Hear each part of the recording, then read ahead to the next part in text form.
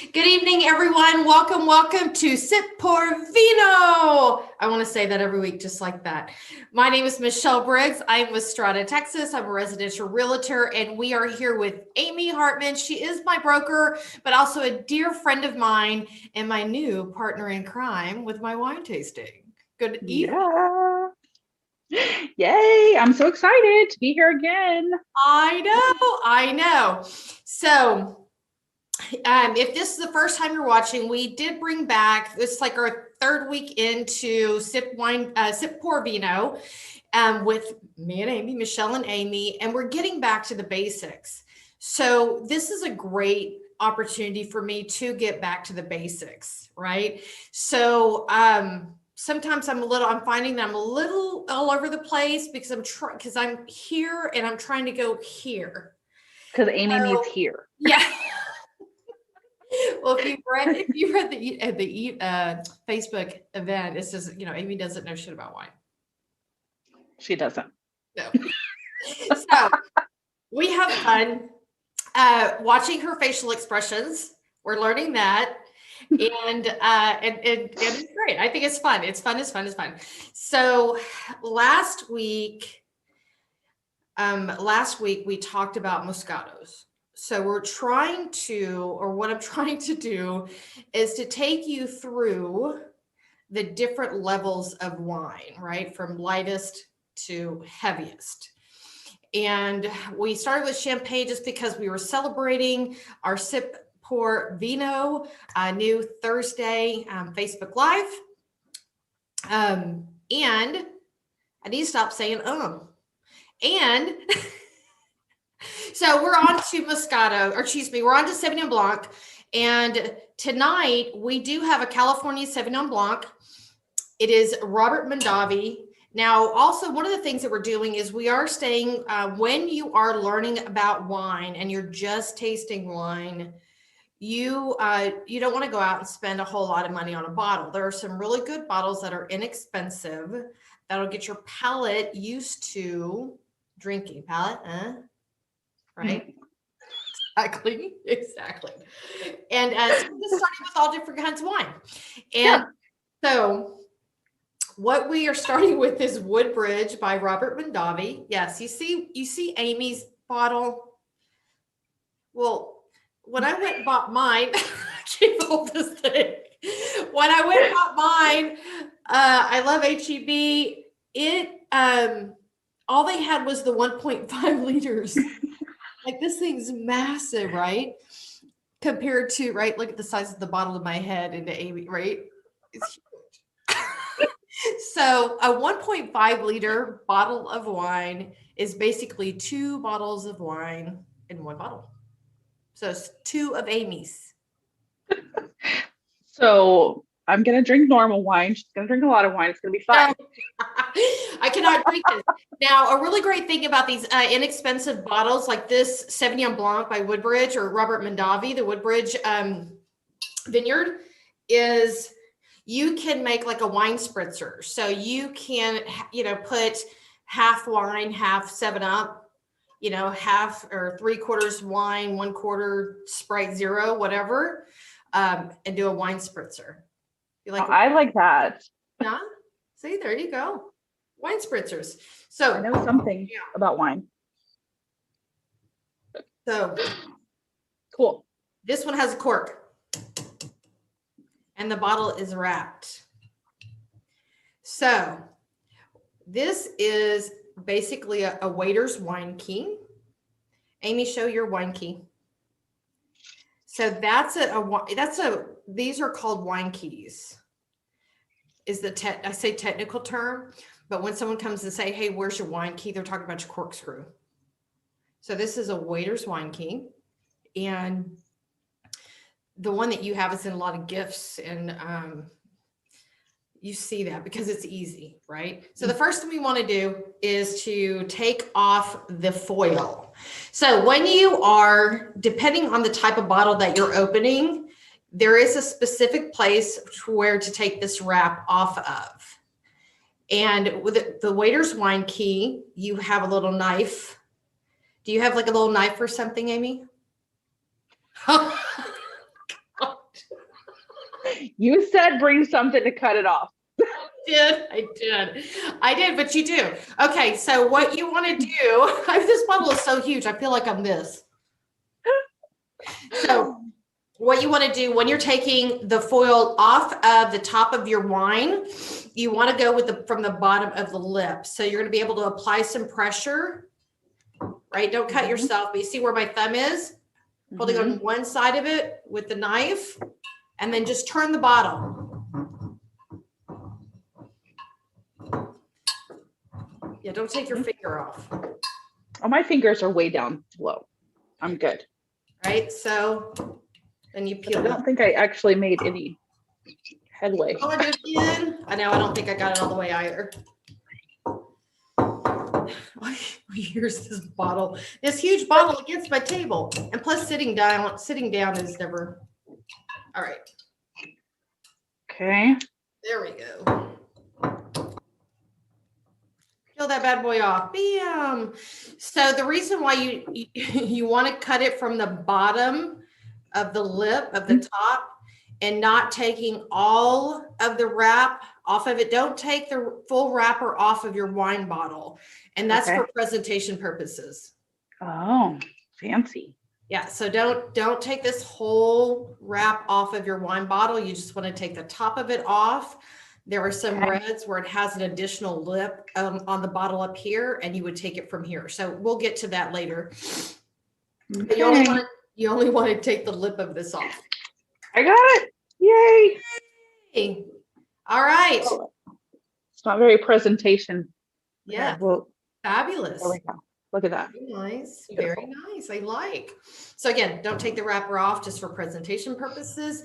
And Amy, if you want to just get started on yours, because that is the wine key that most people do. So just push down. Oh. And as you're pushing down, you see the arms going up, and you keep just going up and up and up. So I was watching a TV show a couple days ago, and it was so weird. The lady held the corkscrew like this, and she twisted the bottle. Isn't that weird? Or am I just not in the know? I clued in to ask you about that. I don't know why she would do that. I don't know. I don't know. Maybe her hands weren't strong enough. Maybe it was weird. Oh, look at this. I'm so good at this. My woohoo! Ooh, don't you love that sound? Don't you love that sound? All right, for a wine key, basically, you're going to put it in the center. I can see, but in the center, and then you're going to push down and just push it in, right? You're twisting the corkscrew, not the bottle. So if you watch that TV show too, which I don't remember what it was because I wasn't really paying attention, don't twist the bottle. Do not twist the bottle. Exactly. So there on a wine key, there are two different edges, right? So depending on how far you are on the wine bottle, because this gives you an extra point of pressure to pop it up. So all you do is you take this guy and you put it on the lip, hold it with your thumb and pull. Ta-da!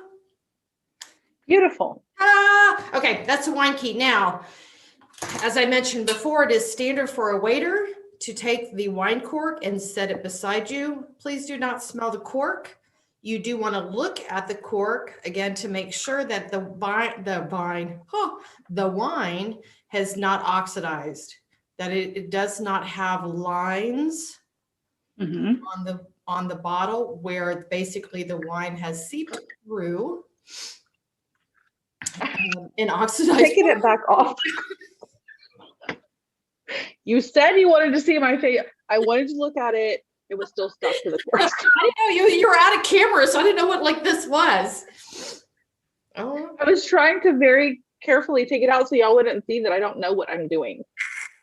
All right, so you just want to check your corks every time, and once the cork, after you've looked and you've noticed there are no lines, the wine, set the cork down, forget about it, take it home, keep it, whatever you want to do with it, and then pour. Get your glass. Now, right now, I have these really small wine glasses. It's like almost ridiculous. Let me see.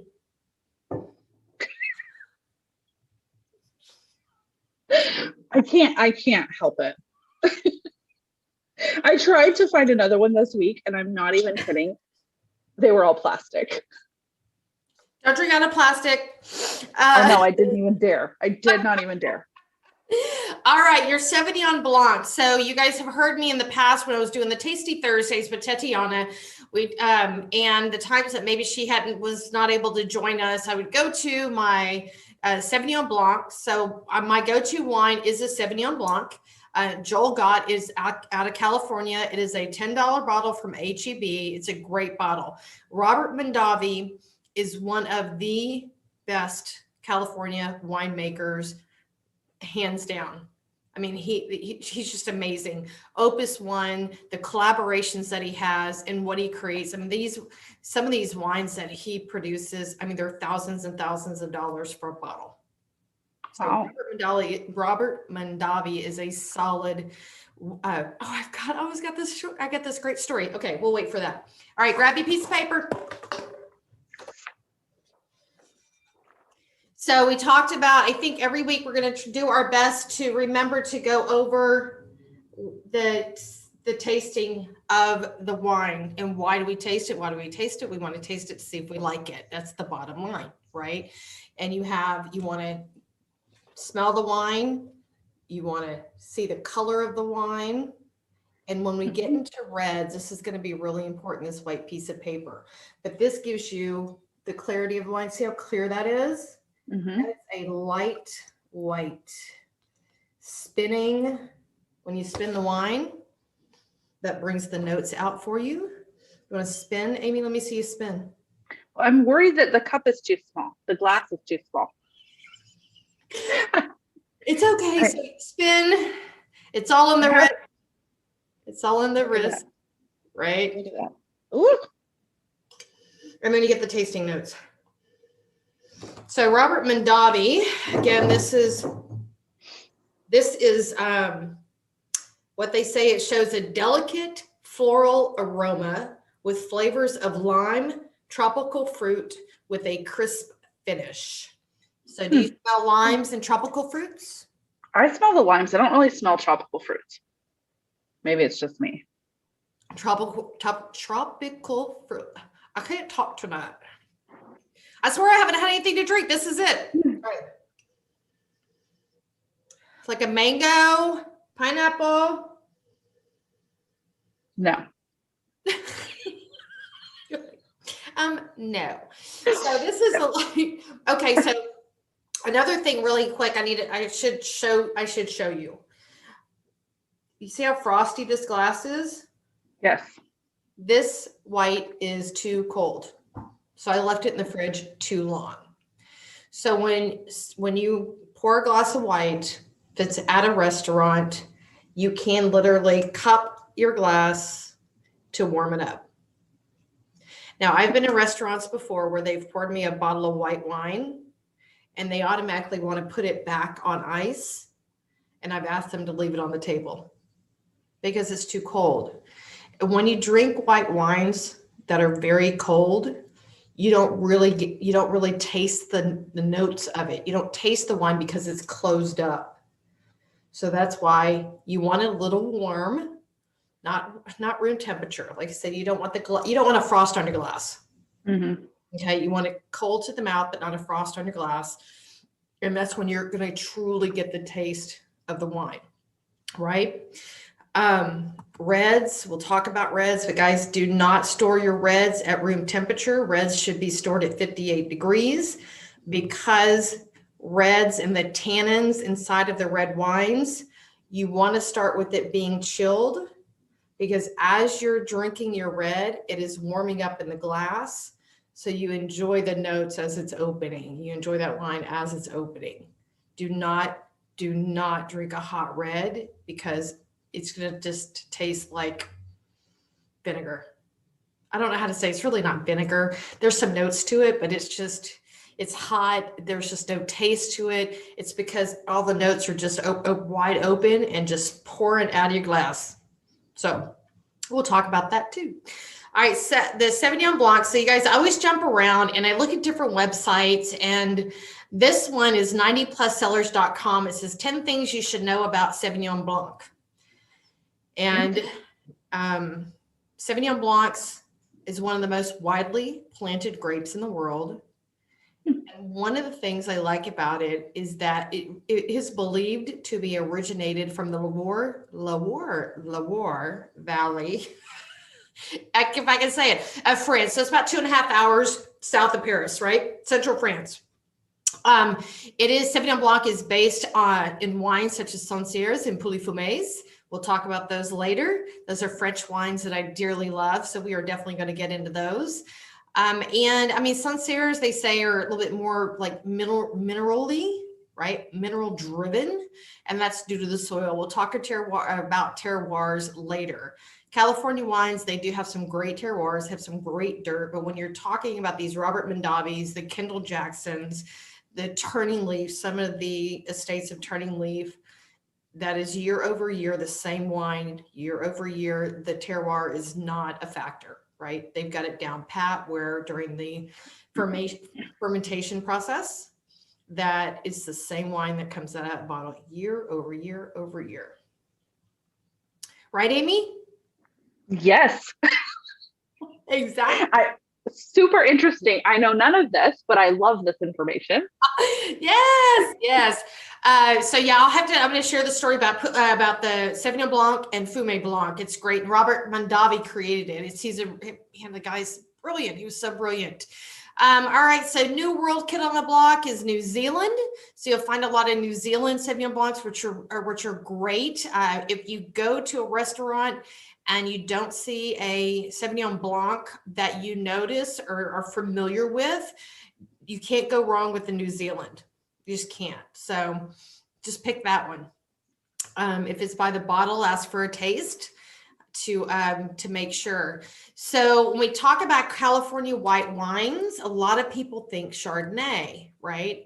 And it really is Chardonnay, but Sauvignon Blanc is like the close runner-up. I mean, Northern California, they make some stellar Sauvignon Blancs.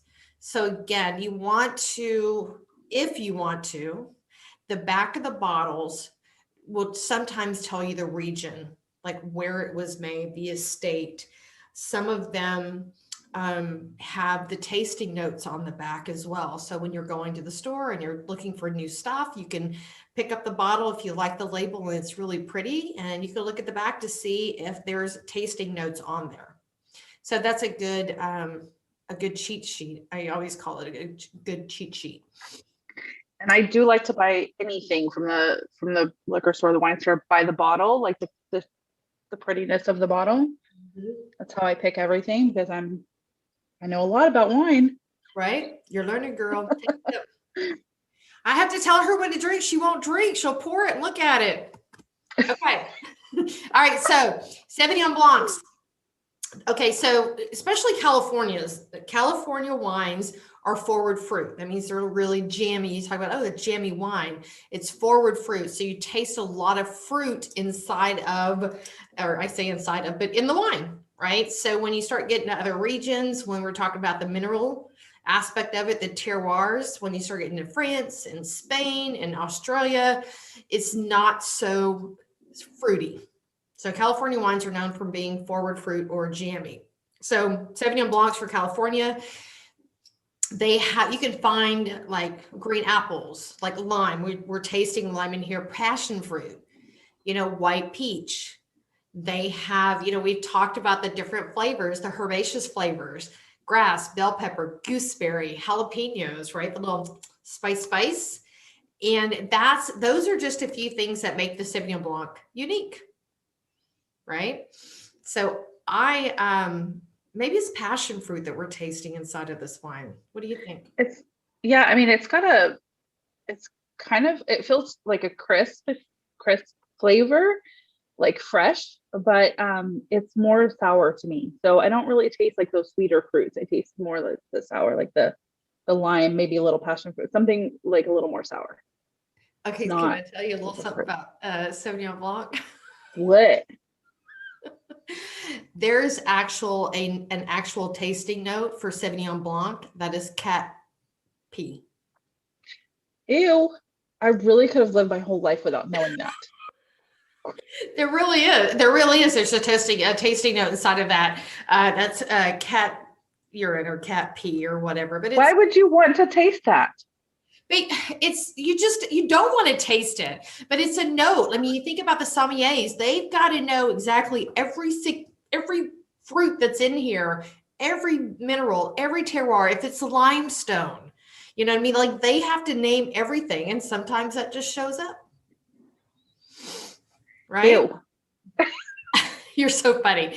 So I also like if you make a dish, and I really like this website because it threw this in here that the Sauvignon Blanc pairs well with food that contains herbs. Like if you have dishes that are like bursting with basil and mint, cilantro, parsley, rosemary. I love rosemary. Like Sauvignon Blanc is really a great pairing for that. And then Sauvignon Blanc, it says, translates to wild white. Woohoo. Now that's a new thing for me. I didn't know that. That makes sense though. So the story about Robert Mondavi and Sauvignon Blanc, I really like this story. So many years ago, I was a wine rep for a company called West Indies Corporation. It was the second largest distributor of beer, wines, and spirits within the United States Virgin Islands. And we always, we would have different reps come into town, of course, to check inventory, to teach us about their wines. And they would teach us for an hour or two, hang out a little bit, 4 hours with the president, sales director, and then they would disappear. We would take them to dinner. We would take them to different places and things like that. So they had a lot of times they really turned it into a vacation more than anything. However, we would get these really great stories. So I can't tell you what year it is, how long ago it was in California wine history. But Robert Mondavi is the one that created this Sauvignon Blanc, right? The name. Okay. And this is my understanding of the story. If I flub it, whoever Google it, you can Google it. If I'm wrong, text me or email me or whatever. Put it in the comments. But Robert Mondavi started Sauvignon Blanc, and what he found, the sales were not what he thought they would be. And what he discovered is people were having a hard time pronouncing Savion. So they just wouldn't order it because they didn't want to sound stupid. Like they didn't want to sound like they didn't know what they were talking about. So they just wouldn't order it. So with his amazing marketing team, and his marketing team has been amazing for years and years and years, like I said, and really creating the Mondavi brand, they came up with the name Fumé Blanc. So Fumé means smoky, right? However, you don't really find a smoky note inside of this Robert Mondavi's Sauvignon Blanc.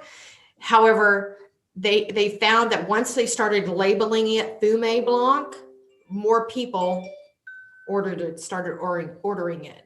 So usually when you see a Fumé Blanc and a Sauvignon Blanc, it's the same thing. Good to know. I had no idea. Yeah. So if you're looking on a wine list and you say Fumé, if you see a Fumé Blanc and not a Sauvignon Blanc, you're safe with a Fumé Blanc. Right? Yay, little fun note there. What else? Robert Mondavi. I don't know. I mean, just again, this Woodbridge, this particular brand for Robert Mondavi is a wine, a line for them. And I can't think of the right terminology, so I'm totally spacing what it is. But the Woodbridge vineyard, or this basically is the same wine year over year over year over year.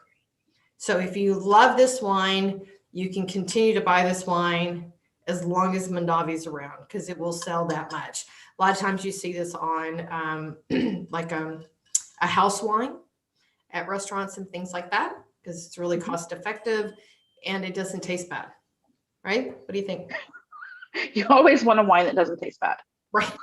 I know. It's true. It's true. All right. What else? We are pretty much almost to the end here. So one thing you can see, can you see my lipstick? No, just a little bit. Just a little bit. For the ladies, a little trick. when you're out with your friends or out on a date or whatever, when you take, if you have a white lipstick in a clear glass, you take a sip, you can lick the glass before you take a sip so your lipstick doesn't stick. Oh. Good to know. Look at all these tricks, tips and tricks. Yeah. So it's a nice little, you'll get a little bit on there, but it's not like, I've seen some women that like drink it and it's like a. Yes, I have too. Not very pretty. It's not very pretty. And then your lipstick is gone. It's all in the glass, the whole thing. Exactly. All right. So Savion Blanc, we learned some things about Savion Blanc. It is, like I said, it has some great notes for pairing. Savion Blanc, you don't have to pair it with anything. It's a nice light white that you can pour and sit on the back porch and watch the sunset. Right? Yep. So what'd you get out of tonight, Amy? Actually, I learned a lot about how to order and what to do and how to open a bottle of, how to even use like the corkscrew correctly, the wine key correctly, all of it. Yeah. This is super helpful. I really appreciate it. Very nice. I hope everybody's learning with me. Thank you so much for joining us for Briggs and Mortar Heights Facebook Live. Sip, pour, Vino. I know we got to do that every single time, right? All right, I'm Michelle Briggs, residential realtor, Strada, Texas. This is Amy Hartmann, my partner in crime on Thursday night. She is my broker. We always invite you, if you are a realtor watching this show, come join us. You're more than welcome to be a part of our team. We would love to have you. And what else? Follow me on Instagram, follow me on Facebook, all that great stuff. All you have to do is search RELTR, the number 4, and the letter U, because I am the realtor for you. You guys, will see you next Thursday. Thank you